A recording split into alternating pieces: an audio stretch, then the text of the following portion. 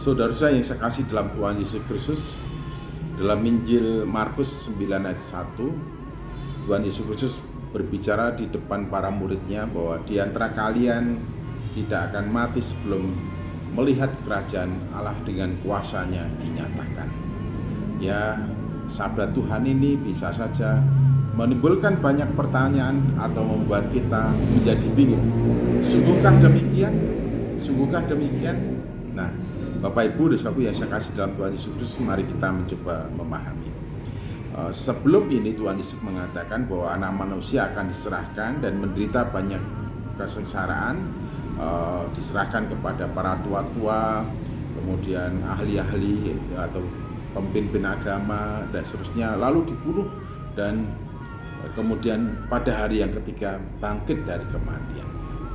Nah, kebangkitan Yesus dari kematian ini sebetulnya bisa dikatakan perwujudan dari kuasa Allah yang dinyatakan atau kerajaan Allah dinyatakan.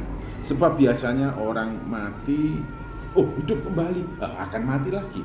Tetapi kebangkitan Tuhan Yesus Kristus memberikan kepada kita satu penegasan bahwa Yesus bangkit dan tidak mati lagi. Yesus bangkit dan hidup untuk selama-lamanya. Yesus bangkit berarti mengalahkan kematian.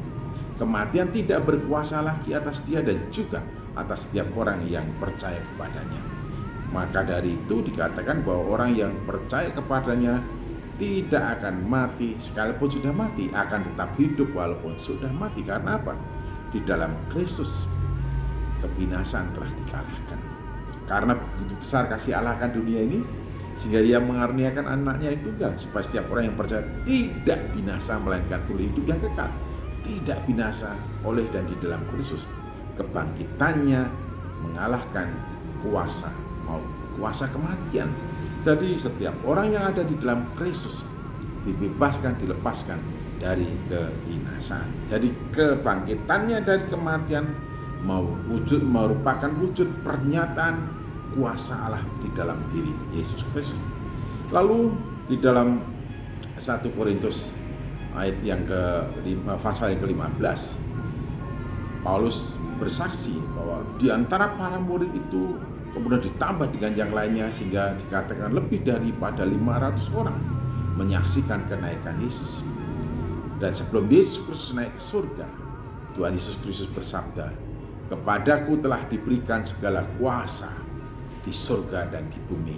Ini jelas deklarasi ini memberitahukan kepada kita maknanya, yaitu kerajaan Allah datang dalam segala kuasanya di dalam diri Tuhan Yesus Kristus. Bapak-bapak, kepadaku telah diberikan segala kuasa di surga dan di bumi. Kerajaan Allah dinyatakan di bumi ini dengan segala kuasanya di dalam siapa? Diri Yesus Kristus. Segala kuasanya dan di dalam Dia, di dalam kerajaan Allah sudah tidak ada kebinasaan. Sudah tidak ada kebinasaan sebab orang yang di dalam kerajaan Allah atau siapapun yang di dalam kerajaan Allah dibawa dalam kekekalan dan keabadian.